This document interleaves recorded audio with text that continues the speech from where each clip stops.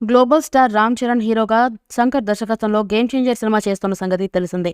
ఎప్పుడో 2 ఏళ్ల కిందట స్టార్ట్ అయిన ఈ సినిమా ఇప్పటికీ షూటింగ్ జరుపుకుంటుంది.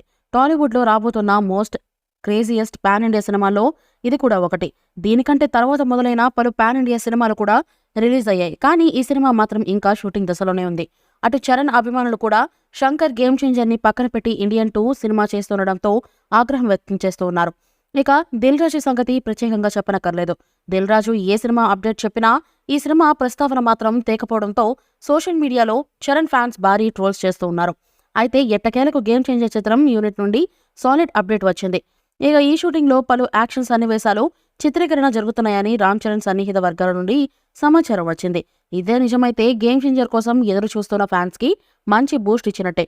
అయితే మొదలు పెట్టిన తర్వాత పెద్దగా గ్యాప్ తీసుకోకుండా ఈ సంవత్సరమే షూటింగ్ మొత్తం పూర్తి చేసుకోవాల్సిందిగా ఫ్యాన్స్ శంకర్ ని సోషల్ మీడియా ద్వారా రిక్వెస్ట్ చేస్తూ ఉన్నారు.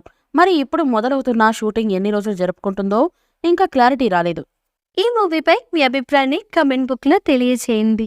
ఈ వీడియో మీకు నచ్చితే లైక్ చేయండి, షేర్ చేయండి, కమెంట్ చేయండి. మరిన్ని అప్డేట్స్ కోసం మా ఛానల్ని సబ్స్క్రైబ్ చేయండి. అలాగే పక్కనే ఉన్న గంట సింబల్ని గట్టిగా కొట్టండి.